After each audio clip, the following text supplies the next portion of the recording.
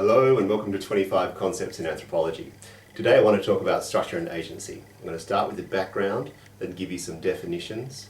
I'll look at the applications of this idea of structure and agency, then I'll give some limitations and reflections and conclude with the two main points about structure and agency. Okay, imagine that we all didn't drive on, imagine we didn't drive on one side of the road. In America you drive on the right hand side, in England and Australia we drive on the left. Imagine drivers didn't obey this principle and drove wherever they wanted. Traffic would be chaos, we couldn't safely get anywhere, in fact we'd probably die trying to get home. Now what this points at is a conundrum in human life. We need structure. We need people to drive on one side of the road when they're going forward. We need traffic lights and give way signs, for example. We need this structure, but it also constrains us. It means we can't drive wherever we wanted to, however we wanted to. So this is the conundrum. We need structure, but it constrains us.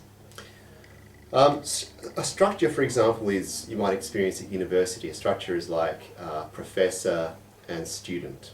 University learning and life has been organised around this relationship between professor and student. It limits how you act, what you can say, and what you can do, for example. So that's an example of a structure. Agency is a person's ability to act independently, to escape this determinism and act with freedom, if you like. So structure and agency is, I think, the most fundamental point of human cultural life. What I'm going to do now, I'm giving you definitions, give some applications, talk about how structure and agency can help us understand the idea of modernity. Just for a simple example. So if we think of, I've spoken before about base structure and superstructure. So I'm going to start at the base, which I'll say demography, the structural change from the medieval period in Europe to the modern period is a change from large rural towns and rural lifestyle to an urbanized society. So England circa 1200 is largely a rural society. England circa 2000, let's say, is a largely urbanized society. So that's demography, that's a demographic structure, urban and rural. Then we could look at economy as another structure. The way we distribute goods, the way we produce goods, the way we consume goods and services is structured. The way we produce, distribute and consume goods and services is structured. For example, in the medieval period of European history, is structured around the feudal organisation. So if I'm a serf, I produce goods and the lord takes my surplus, the lord of the manor, let's say. In modern capitalism, I produce goods for a market. So we go from a feudal kind of structure to a capitalist kind of structure. That's tied in then, the economic base is tied into the structure, which is a social structure. We leave the medieval structure of lord and serf and move to a structure, for example, of boss and worker, or more pretentiously of bourgeoisie and proletariat. Now structures determine the way, anthropologists show us, structures determine the way we act and the way we feel. Levi-Strauss, for example, shows that if we have a warm relationship with our mother's brother in certain societies, we'll have a strained relationship with our father. If we have a warm relationship with our father, by contrast, in another society, we'll have a strained relationship with our mother's brother. So, in other words, kinship structures the way we feel and the way we relate to people. Language. We can't talk without structure. You can think of structure as grammar or syntax, but I'm not sure if that really covers it. In Indonesian you say, for example, teh itu sudah saya minum. Teh itu sudah saya minum. Which literally is, tea that already I drink. Tea that already I drink. In English, we don't say we could say I drank the tea. You can't say I drunk the tea or I drinked the tea. And there are reasons why that. Structures determine that. And the order is different. Tea comes at the start of the sentence in the Indonesian example, comes at the end of the sentence in the English example. And language ties into ideology. We can't think without structure. For example, if I say, you kept me in the dark. You kept me in the dark. Darkness implies a lack of knowledge. Light implies knowledge. So dark and light, lack of knowledge and knowledge are linked together.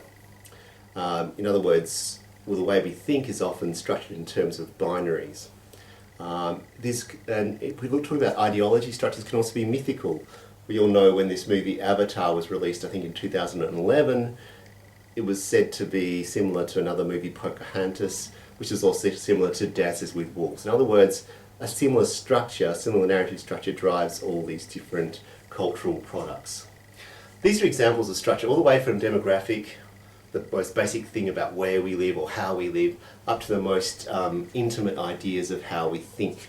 Structure provides the paths and the roads in our life. We resent structures for limiting us, but we can't live without them. In other words, we can't live with them, can't live without them, it seems. And it's no good saying, oh, I don't conform to the structures because I wear black leather and I get on a Harley Davidson. Because wearing black, riding a motorbike, taking off the muffler, etc., is just a way of conforming to another structure. In other words, non-conforming is structures itself. Okay, that's the application of the idea. Now, what are the limitations? Firstly, all these structures were created. Every structure we talk about in cultural anthropology, every structure that we talk about in anthropology at least, was created by humans. In other words, there has to be an interaction between structure and agency. There has to be some way that we can have agency within our model. We also have to have structure within our model, so there must be interaction. Nevertheless, some of these structures do appear to be universal. They may even, if you've heard of the guy Chomsky, and to some extent Levi-Strauss, they may actually be universal or even innate. What I'm talking about here is, for example, the figure of the witch seems to be structured very similarly in a number of cultures. Wearing black, doing things backwards, upside down, etc., etc., female, etc., etc. There are other ways of explaining this, and I'll point you to Needham to read another explanation, but even Needham says we need structures to understand this idea of witch. Okay, so they're the limitations or reflections on the idea of structure and agency. There has to be interaction, and possibly some of these structures are in fact innate, possibly. Okay, the two main points, that structure and agency point to a deep contradiction in human existence. Structure is essential for life, and yet it restricts our life. I'll say it again, structure is essential for life, yet it restricts our lives. The other interesting point is, although structures are human creations, humans have created them, they appear to us as being natural. They don't appear to us as human creations. So if, for example, a little boy is naughty, you say, boys will be boys. It doesn't occur to us when we say something like that the way children behave is different in different societies and is structured. And these structures are created by humans.